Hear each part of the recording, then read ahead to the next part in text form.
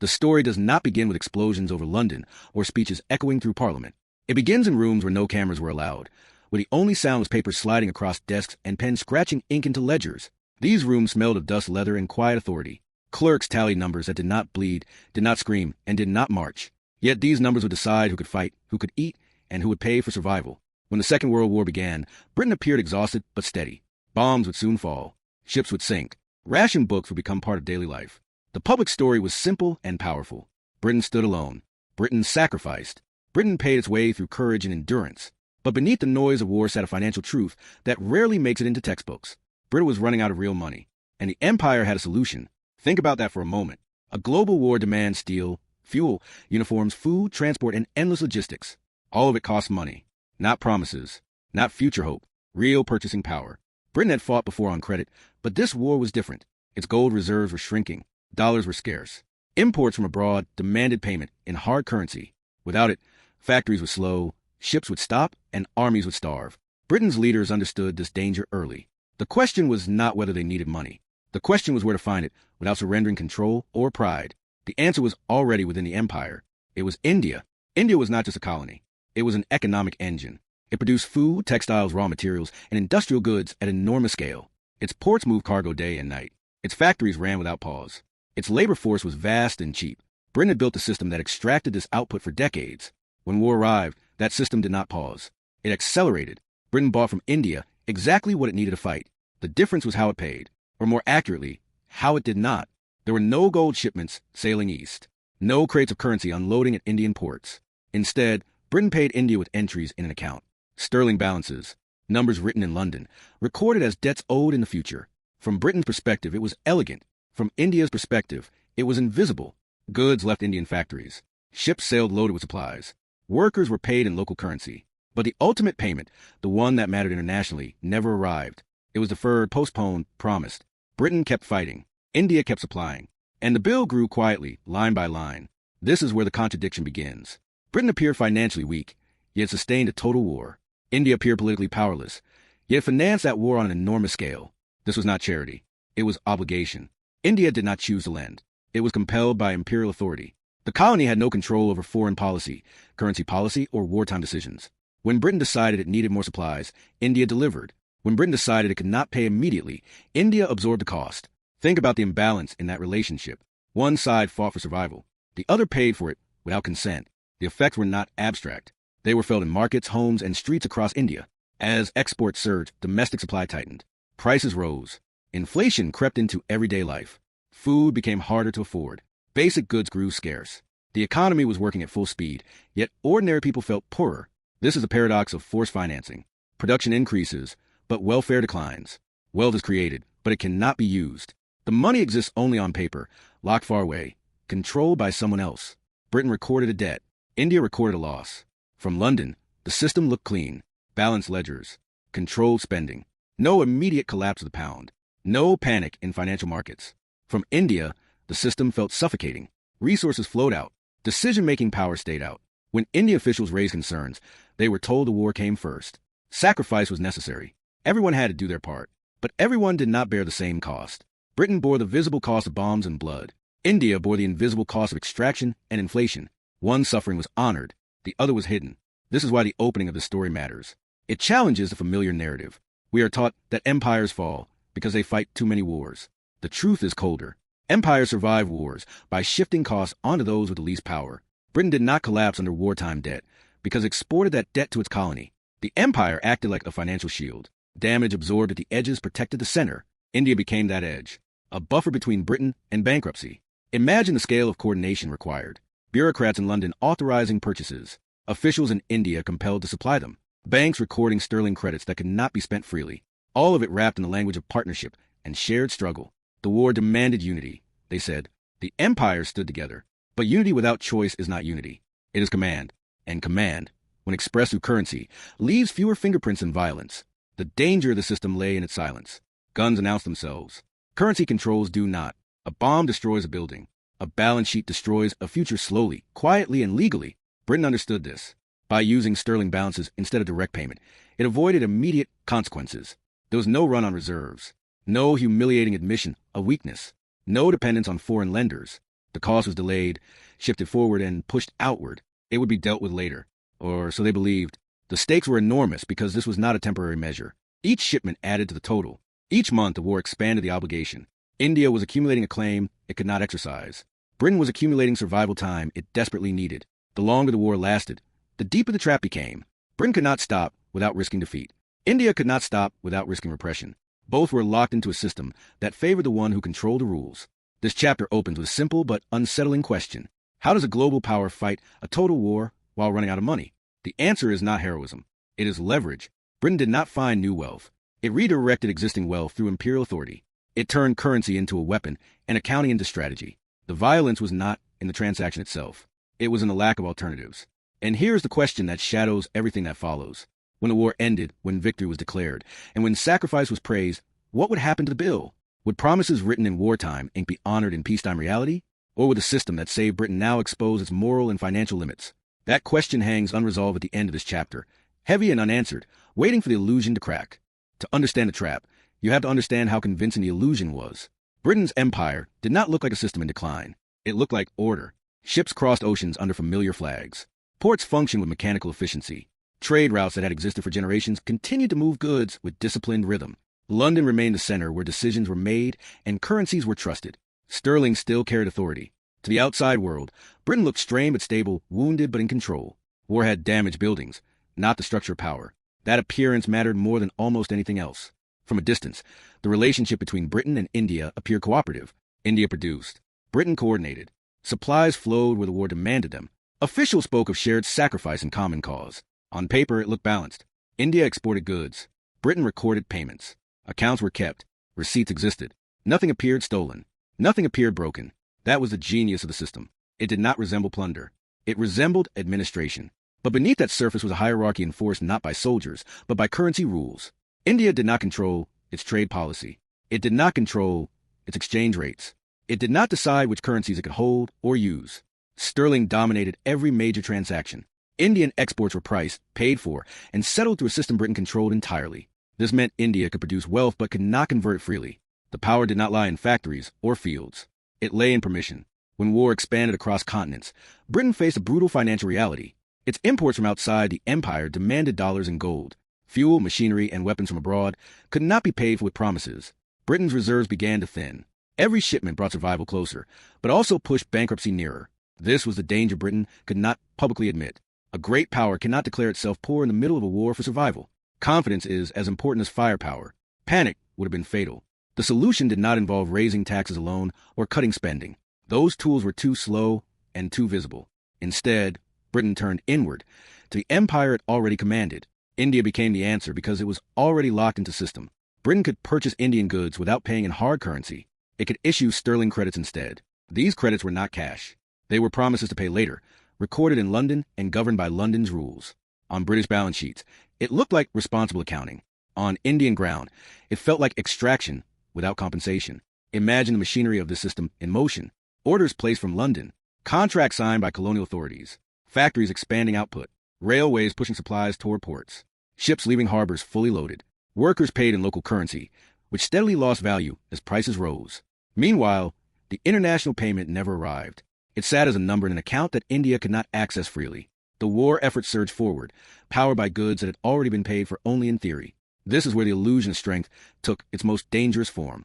Britain appeared solvent because it was not paying its largest supplier in real terms. The empire functioned as a financial mirror, reflecting strength while absorbing weakness. Sterling remained stable because demand for it was enforced, not voluntary. India could not reject sterling. It had no alternative currency for large-scale trade. That lack of choice was the foundation of control. To British officials, the system felt rational and necessary. War justified extraordinary measures. Survival demanded flexibility. India was part of the empire, they argued, and therefore part of the war effort. Yet this language masked a deeper truth. Participation without consent is not partnership. It is command. India did not negotiate the terms. It inherited them. On paper, India's sterling balances grew larger every year. The colony appeared to be accumulating wealth. But wealth that cannot be spent is not wealth. It is delay. India could not convert these balances into dollars without British approval. It could not use them freely to import goods from outside the sterling system.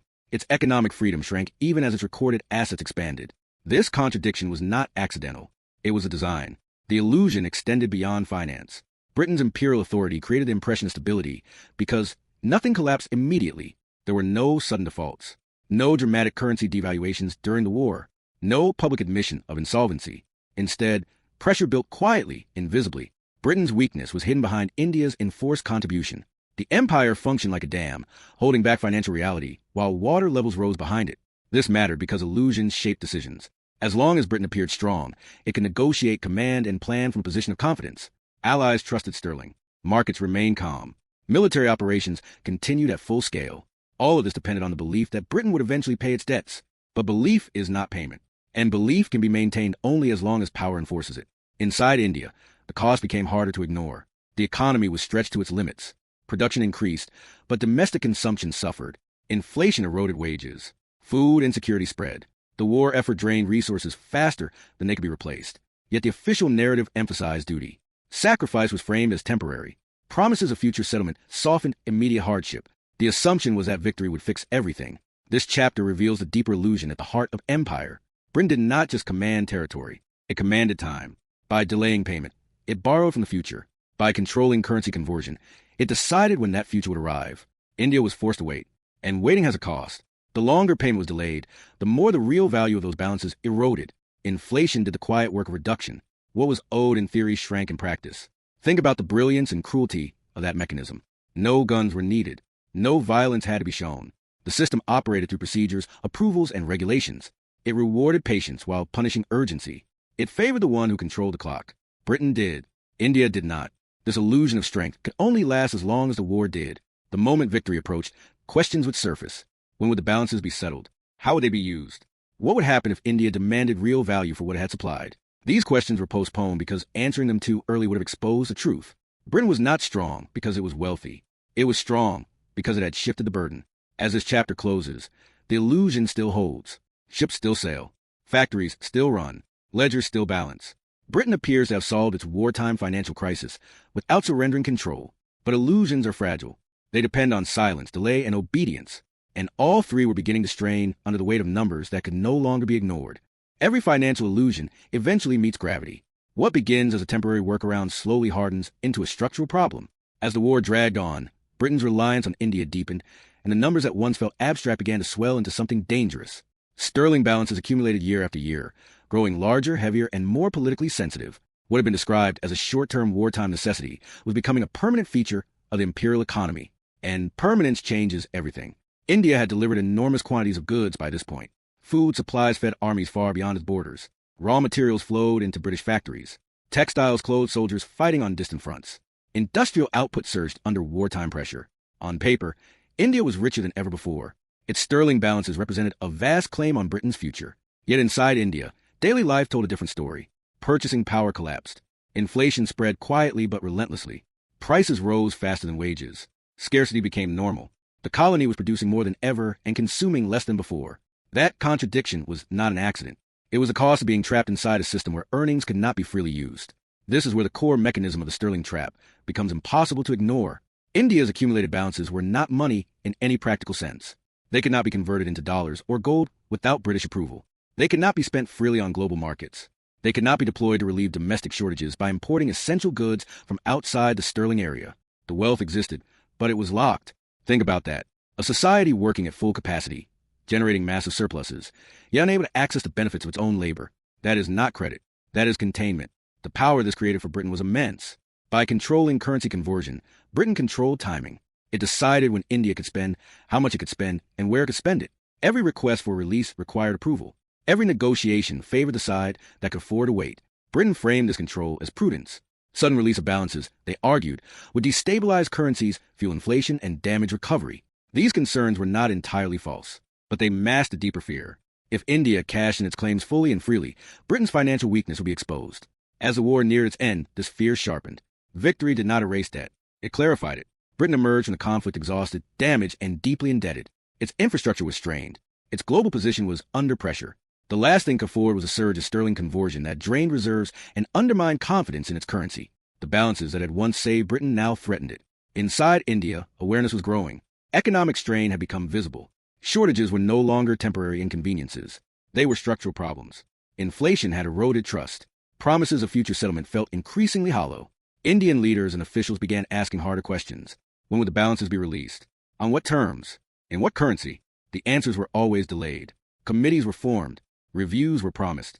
Timelines shifted. The language was calm, technical, and endlessly cautious. This delay was not neutral. Time favored Britain. Every year of waiting reduced the real value of what India was owed. Inflation did the quiet work of erosion.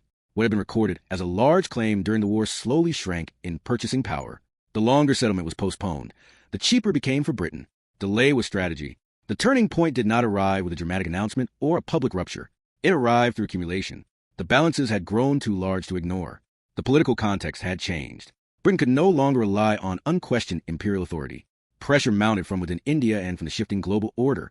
The war had weakened old hierarchies. The language of self-determination had spread. Economic control, without political consent, became harder to defend. Yet Britain could not simply release the funds. Doing so risked inflation at home, currency instability, and loss of international confidence. Sterling was already under strain. Britain's global status depended on maintaining its credibility. A sudden outflow would have signaled weakness at precisely the moment Britain needed to appear strong in a post-war world. So the solution was compromise without surrender. Partial releases, negotiated schedules, controlled access. Each concession carefully measured, each delay carefully justified. This is where the trap fully tightened. India was owed wealth it could not access. Britain owed debts it could not afford to pay quickly. Both were locked into a system designed during wartime that no longer fit peacetime reality. The imbalance of power meant Britain still set the terms. India could protest, negotiate, and pressure, but ultimate control over currency remained elsewhere. Think about the cruelty of this moment. India had financed survival. Britain had survived. Now survival itself became the excuse for not settling the debt. The logic was circular and effective. Britain argued that stability required restraint. India paid the price for that restraint through continued scarcity and delayed development. By the time the war officially ended, the sterling system had transformed from an emergency measure into a symbol of injustice. What began as quiet accounting had become a political fault line. The numbers in those ledgers were no longer just financial claims. They represented years of forced contribution, postponed opportunity, and economic distortion. They told a story of how power operates when it runs out of money, but refuses to run out of control. This chapter ends at the moment when illusion finally cracks. Not through collapse, but through exposure. The system that saved Britain was now visible for what it was. A mechanism of leverage, a tool of delay, a financial architecture that transferred costs downward while preserving authority upward. The trap had done its job. And now, both sides would have to live with the consequences. The empire survived the war, but it could not survive the bill. Victory arrived with parades, speeches, and relief. Yet beneath the celebration sat a financial reality that could no longer be hidden. Britain had won militarily, but it emerged economically hollow. Its cities were damaged, its industries worn down, and its reserves dangerously thin. The war had been paid for, just not in the way the public believed. The costs had been shifted, delayed, and stored inside a system that was now beginning to break under its own weight. For India, the end of the war did not bring immediate relief. The factories slowed, but shortages remained. Inflation did not disappear with peace. The sterling balances, once described as temporary wartime credits, now stood as a massive unresolved obligation. They became more than numbers. They became a symbol, a ledger of extraction written in polite language and defended with technical arguments. India had financed survival, yet it was still being asked to wait. Decolonization arrived soon after, driven by political pressure, social unrest, and a world that no longer accepted open empire.